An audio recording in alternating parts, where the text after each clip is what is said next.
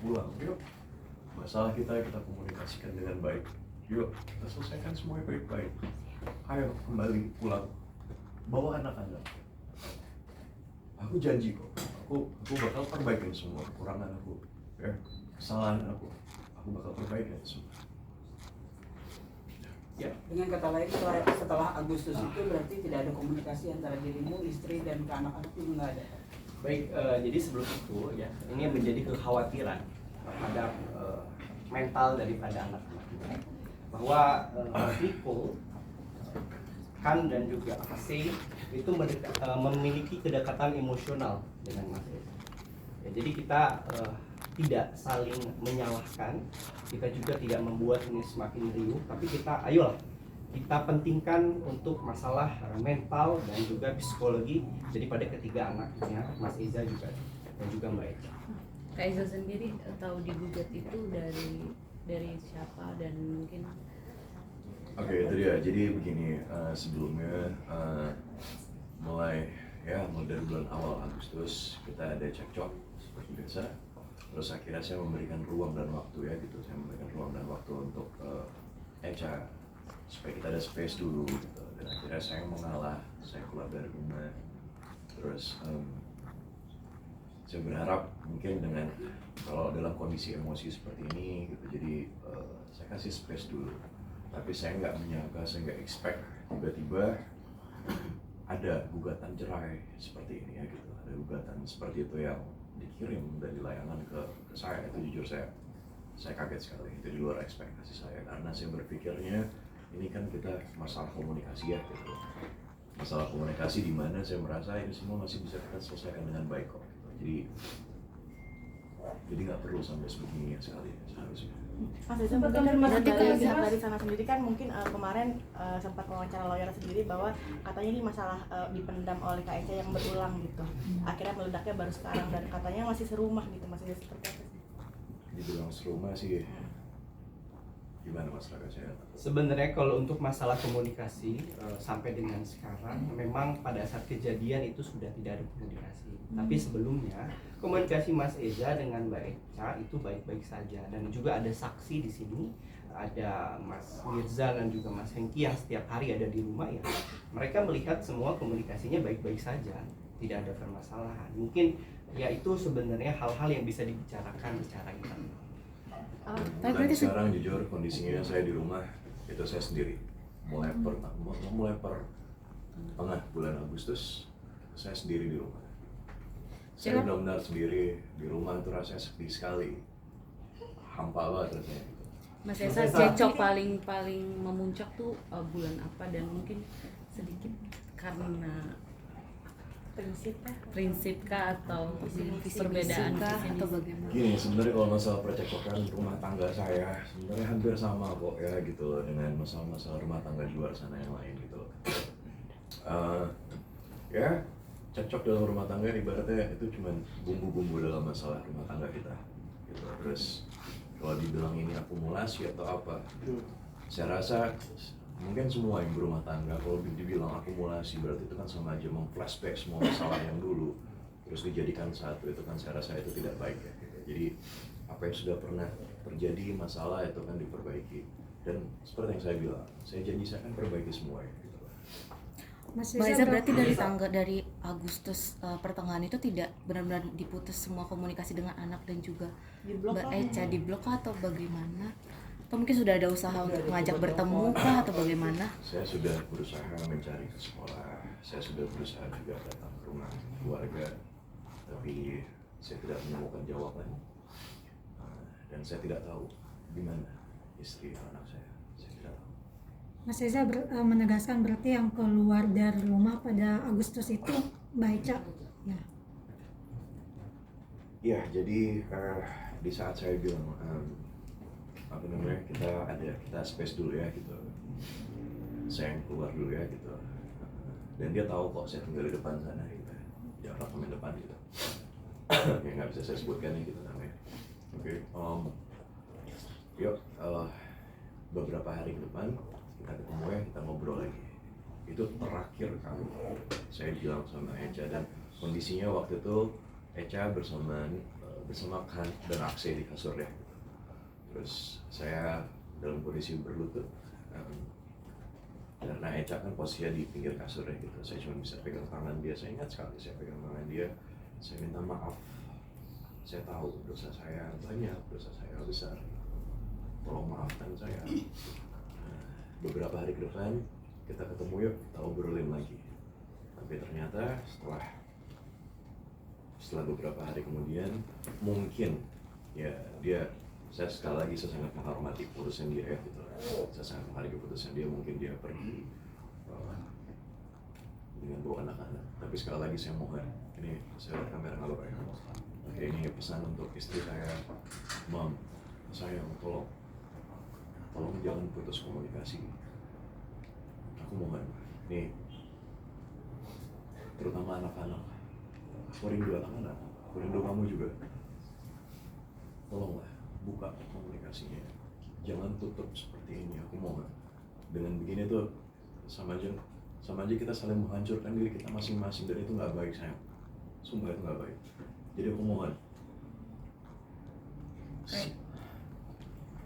Kak Eca, Ya, apa? mungkin kemarin juga pengacara Kak Eca bilang kalau Kak Eca sekarang menjalani terapi ke psikolog gitu karena adanya di permasalahan dalam rumah tangganya ini. Itu seperti apa sih Kak? Mungkin emang udah lama ke psikolog atau baru belakangan ini?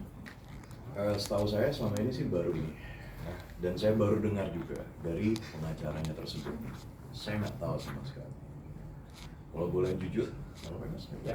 Kalau boleh jujur, justru selama ini saya yang ke psikolog dan istri saya sering menemani. Karena tahun ini saya baru kehilangan ibu saya. Jadi tolong saya mohon jangan sampai saya kehilangan yang lain lagi. Saya nggak mau. Mungkin kalau boleh saya tambahkan terkait psikolog atau bantuan profesional itu lebih baik ya, karena memang daripada ke ahli yang lain lebih baik ya ke profesionalnya psikolog itu untuk membantu terhadap proses ini. Tapi Kak Eza tidak ada ucapan talak terhadap Kak Eza sama sekali.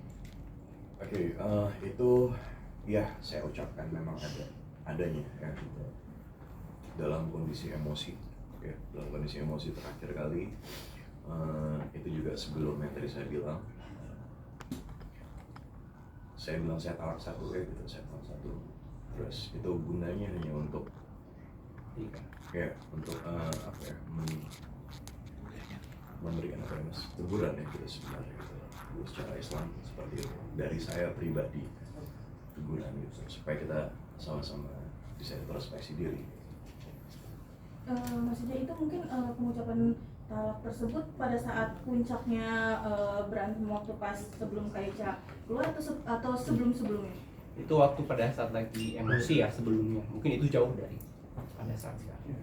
Mas Reza, keretakan rumah tetangga kamu ini kan menimbulkan banyak spekulasi. Salah satunya itu terkait dengan relasi antara kedua keluarga besar ini, Mas. Dan memang sudah dibahas juga belakangan ini. Mungkin tanggapan kamu atau klarifikasi kamu mungkin seperti apa? Maksudnya dari pihak keluarga Iya. kan? Dari saya pribadi sih saya rasa tidak ada ya, nggak ada sama sekali dari pihak keluarga saya atau pihak keluarga istri saya juga saya rasa tidak ada sama sekali. Jadi sekali lagi ini pure murni ini memang karena komunikasi kita yang salah. Maksudnya kan mungkin maaf sebelumnya hubungan Mas Reza itu diberangkati oleh tidak direstukan oleh almarhum ibu. Mungkin Mas Reza sendiri sampai sekarang mau mempertahankan tuh ingin membuktikan bahwa cinta sejati itu mungkin ada atau seperti apa Mas Reza? Sekali lagi saya mohon ke teman-teman semua dan semua orang di luar sana, tolong saya mohon sekali lagi jangan bawa-bawa almarhumah ibu saya ya gitu. Ibu saya sudah insya Allah udah ada di surga, jadi saya mohon dan itu semua tidak ada hubungannya. Jadi sekali lagi itu sebuah perjuangan saya, perjuangan Eca, istri saya, perjuangan kita berdua sampai akhirnya kita punya tiga buah hati kita ya gitu. Nicole, Kan, Akse, dan sampai terakhir kali juga sebelum mama meninggal juga saya, istri saya, Eca, kita mengurus mama sampai akhirnya sampai saya harus mengubur ibu saya gitu. Jadi tidak ada sangkut pautnya sama sekali. Kak Eca mungkin Kak Eca apa Mas Eza? Mas Esa, mungkin posisi terakhir Kak Eca di mana dan udah nge-track belum? Di mana pindah-pindah atau seperti apa? Oke, sampai saat ini mungkin untuk posisi kami belum tahu kepastiannya di mana. Tapi kita berupaya terus untuk bagaimana caranya Mas Eza ini bisa bertemu dengan anak. Untuk track segala macam ya itu kami tidak. Tapi upaya-upaya kami sih udah dilakukan Mas Eza untuk mempertahankan selain kayak mencari lokasi di mana segala macam. Mungkin bertanya ke teman-temannya atau ke keluarganya. Saya sudah berusaha, dari saya coba berusaha ke sahabat-sahabat kita ya gitu, untuk menanyakan dia di mana, tapi jawabannya masih sama gitu ya, masih dia masih butuh uang dan waktu. Tapi sekali lagi, tolonglah izinkan saya untuk ketemu sama anak-anak. Izinkan saya ketemu sama anak-anak. Masalah kita sekali lagi, lama. Kalau kamu masih butuh waktu, nggak apa-apa, silahkan.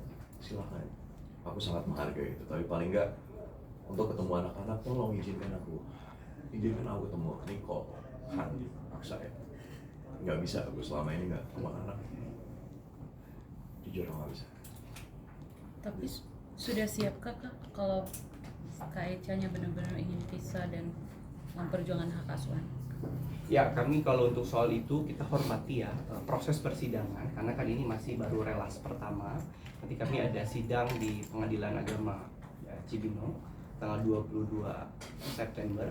Mungkin nanti yang kami akan prioritaskan adalah di saat mediasi adalah perdamaian. Mungkin kita tidak akan berandai-andai ya kalau ini misalkan gugatannya akan lanjut atau seperti apa ya. Kami berharapnya dalam proses mediasi ini kita bisa dapat berdamai. Tapi untuk sidang perdananya besok, Mas Ejanya akan hadir ke PN Cibinong? Ya, mungkin nanti kita lihat situasi dan kondisi. Namun kalau kita dipanggil oleh pengadilan sebagai warga negara yang baik, ya kita harus hadir. Ini cukup mengganggu pekerjaan nggak Kak Eca? Jujur pasti ya, nggak bisa dipungkiri ya, gitu, nggak bisa dipungkiri. Saya yang setiap hari biasanya bertemu dengan istri, anak-anak di rumah, terus secara psikologis juga saya di rumah. Saya ngerasa saya hampa sendirian di rumah gitu. Apalagi dia juga tahu kan gitu. Saya bangun, mungkin teman-teman juga tahu ya gitu. Saya bangun rumah itu untuk kita, untuk Eca, untuk kamu Mam, untuk anak-anak. Dan sekarang nggak ada mereka, terus posisinya saya harus bekerja juga. Berat, pasti berat. Tapi mau bagaimanapun, insya Allah ini masalah dari Allah. Semoga ini ada jawaban yang terbaik. Semoga ada hikmah yang baik juga untuk bisa saya ambil, dan semoga ini juga ada hikmah yang baik juga untuk istri saya. Apa yang paling kangenin Kak Eza mungkin dari rutinitas bersama istri dan banyak sekali keberadaan istri saya di rumah, ramein anak-anak saya di rumah, terus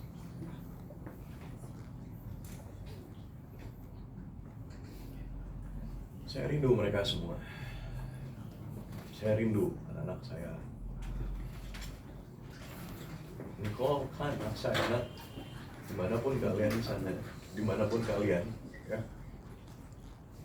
tolong doain Dedi ya, tolong doain Dedi. Semoga Dedi bisa perjuangkan ini semua, perjuangan Mami, supaya bisa kembali ke Dedi, supaya kita bisa ngumpul lagi bersama. Tolong doain ya, nak. Kak Eza mungkin setelah adanya dugaan kekerasan verbal maupun verbal hingga akhirnya Kak Eca ke psikolog itu dibantah ya Kak? Baik, ya, untuk masalah itu sebenarnya kami tadi sudah tegaskan bahwa pemicu dari permasalahan ini bukan karena KDRT dan juga orang ketiga. Jadi kami bantah itu.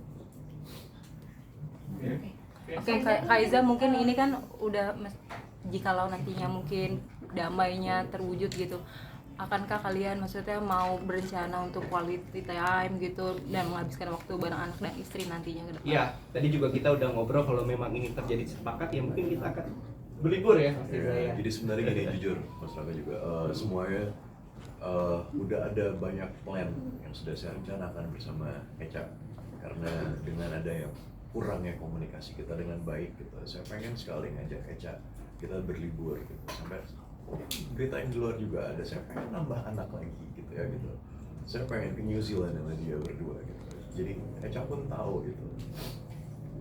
Tolonglah, jadi sekali lagi saya mohon, yuk ayo kita selesaikan dengan baik, tidak seperti ini. Reza, mungkin tanggapannya tentang Kak Echa yang udah meminta hak asuh anak dan nafkah seperti apa?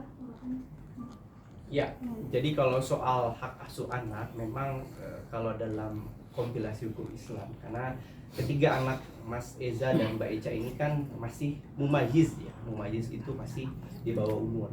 Jadi hak asuh terhadap ibu, namun ada yang melekat juga namanya hak lawatan.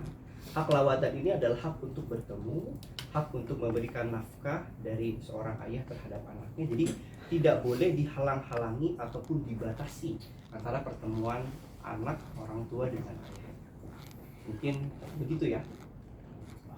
Mas Eza mungkin sampai adanya perceraian ini kayak sampai nggak nafsu makan kah, kayak berat badan menurun kah, apa seperti apa gitu? Kemarin ya, saya akuin saya sempat down ya, saya sempat terpuruk sekali. Tapi dengan adanya lingkungan yang positif gitu ya, itu yang membangun saya sampai ya saya merasa saya tetap harus bekerja, saya harus mengingat juga bahwa saya punya istri, saya punya anak-anak gitu.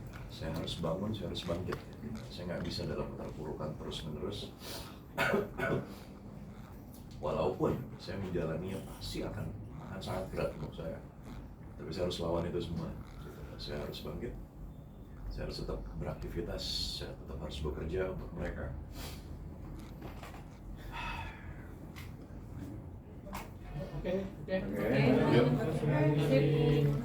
Ada lagi teman-teman media? Ya, ada. Oke, mungkin 3 poin ya. Saya harus tegaskan dalam hari ini bahwa poin yang pertama adalah pemicu dari permasalahan ini bukan karena adanya KDRT dan juga orang ketiga. Yang kedua, dalam ini kami memang membenarkan adanya gugatan yang dilayangkan oleh saudari Eza, itu istri daripada Eza Gioni. Yang ketiga, ini tidak ada urusannya dengan yang berita-berita yang sebelumnya. Jadi tidak ada korelasinya dengan berita yang sebelumnya. Mungkin begitu ya. Kak Eza, terakhir cincin kawin masih dipakai? Cincin semuanya dibawa sama Echa, sama istri saya. Berarti keluar dari rumah bawa apa aja? Makanan?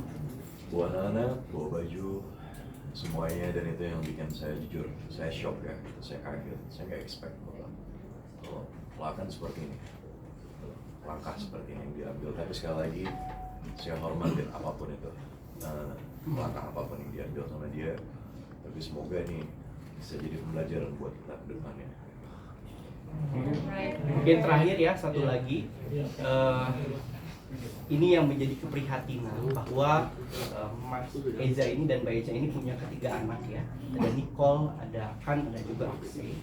Nah, jangan sampai terhadap permasalahan ini kami tidak menyudutkan, kami tidak membuat siapa yang salah, siapa yang benar, tapi marilah ya, marilah untuk kepentingan psikologis anak, untuk komunikasi 3 anak dari Mas Eza dan Mbak Echa untuk bisa dapat diakses. Mungkin itu saja yang minta dibantu untuk komunikasi. Oke. Terima kasih.